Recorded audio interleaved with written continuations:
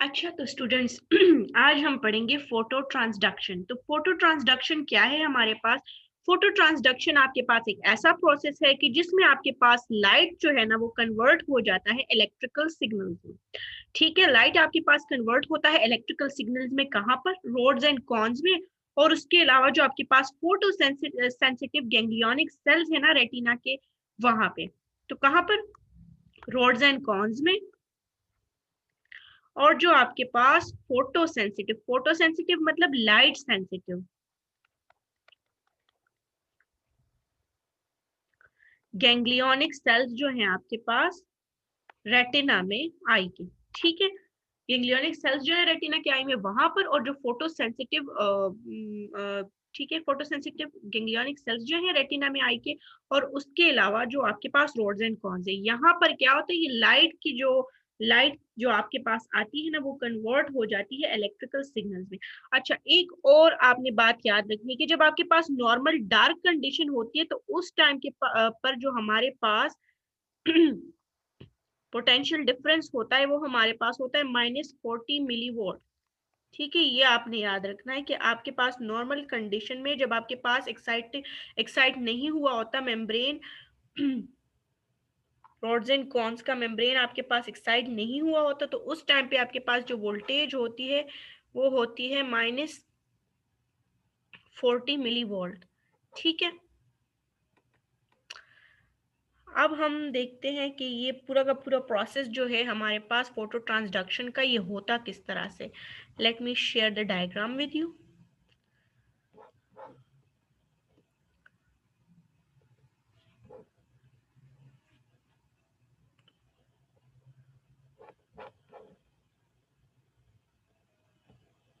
अच्छा, क्या होता है कि आपके पास रोड हो या कौन हो, उन दोनों का जो मेम्ब्रेन होता है उसमें आपके पास ये फोटो ट्रांसडक्शन का प्रोसेस होता है। ठीक है, सबसे पहले क्या होता है कि आपके पास लाइट आती है, आउटर मेम्ब्रेन जो होगा ना रोड एंड कॉन का, उधर आपके पास फोटो ट्रांसडक्शन होगी। सबसे पहले क्या होगा कि लाइट आएगी, वो हिट करेगी रोड एंड कॉन को। ठीक है, जब लाइट आएगी तो उसकी वजह से जो रेटिनल पोर्शन है, लाइट आएगी तो जो रेटिनल पोर्शन है रोडोप्सिन का, वो आपके पास एक्टिवेट हो जाएगा। क्या हुआ, लाइट आई, उसने हिट किया रोड एंड कॉन्स को, कहां पर? आपके पास जो आउटर मेम्ब्रेन है वहां पर। उसके बाद उसी लाइट ने आपके पास रेटिनल पोर्शन जो होता है रोडोप्सिन का रेटिनल पोर्शन, उसको एक्टिवेट किया। फिर उसके बाद क्या हुआ कि आपके पास इस एक्टिवेशन की वजह से गुआनोसिन प्रोटीन्स की ट्रांसडक्शन हो गई। ठीक है, आपके पास इसका क्या मतलब कि आपके पास जो गुआनोसिन प्रोटीन्स है ना, लाइट ने जो आपके पास रोडोप्सिन को एक्टिवेट किया है, उसकी वजह से आपके पास जी प्रोटीन्स एक्टिवेट हो गए। ठीक है, लाइट ने रोडोप्सिन के रेटिनल पोर्शन को एक्टिवेट किया, उसकी वजह से आपके पास जी प्रोटीन्स एक्टिवेट हो गए। अब ये जी प्रोटीन्स जो है ना इनकी वजह से आपके पास एक्टिवेट हो जाएगा साइक्लिक गुआनोसिन मोनोफॉस्फोडाइएस्टरेज। ये आपके पास है एक एंजाइम। ठीक है, ये फॉस्फोडाइएस्टरेज जो है ये आपके पास एंजाइम है। ये एंजाइम क्या करेगा, ये आपके पास साइक्लिक गुआनोसिन मोनोफॉस्फेट की जो ये साइक्लिक गुआनोसिन मोनोफॉस्फेट की जो ब्रेक डाउन है, इसकी कैटालिसिस करेगा। ठीक है, ये कैटेलाइज होगा इस एंजाइम की प्रेजेंस में। जब इसकी ब्रेक डाउन हो जाएगी तो ये आपके पास कन्वर्ट हो जाएगा 5' गुआनोसिन मोनोफॉस्फेट, साइक्लिक फॉर्म से आपके पास गुआनोसिन मोनोफॉस्फेट में ये आ गया है। तो इसके रिजल्ट में आपके पास क्या होगा कि आपके पास जो सोडियम है वो बाहर चला जाएगा, और एटीपी यूज होगा, और आपके पास पोटेशियम अंदर आ जाएगा। ठीक है, इसके अलावा जब आपके पास डार्क कंडीशन होती है, अंडर डार्क कंडीशन, तो आपके पास सोडियम अंदर आता रहता है। ये जिस तरह से यहाँ शो किया, ये डार्क कंडीशन में नॉर्मली अंदर आता रहता है और आपके पास ये चैनल्स खुले खुले होते हैं। लेकिन अगर आपके पास लाइट आ गई, लाइट टकरा गई, ये पूरा प्रोसेस हो गया, तो ये वाले चैनल्स आपके पास क्लोज हो जाएंगे और सोडियम की एंट्री अंदर बंद।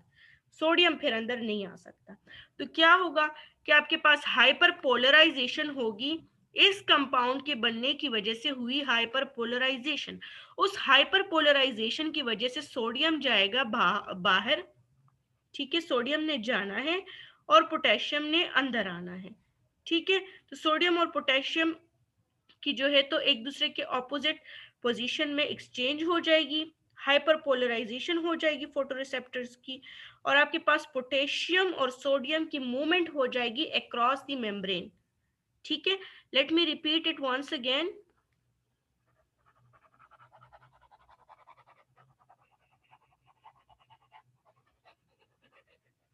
आपके पास क्या होगा कि लाइट आएगी, वो रोड एंड कॉन के साथ टकराएगी, फिर वो आपके पास आएगी और वो आपके पास रोड्स का जो आपके पास रोडोप्सिन पोर्शन जो है उसको एक्टिवेट करेगी। रोडोप्सिन में ये आपके पास एक्टिवेट करेगी रेटिनाल पोर्शन को, रेटिनाल पोर्शन जाके एक्टिवेट करेगा आपके पास जी प्रोटीन्स को, जी प्रोटीन्स क्या करेंगे, इंटर्न आपके पास एक एंजाइम को एक्टिवेट करेंगे जिसका नाम है साइक्लिक गुआनोसिन मोनोफॉस्फोडाइएस्टरेज।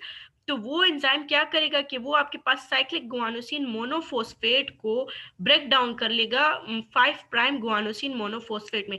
उसकी वजह से क्या होगा कि आपके पास हाइपरपोलराइजेशन कास हो जाएगी और सोडियम और potassium across the membrane movement कर लेंगे in the presence of ATP. ATP को यूज करके ये मूवमेंट होगी, ठीक है। तो this was the photo transduction.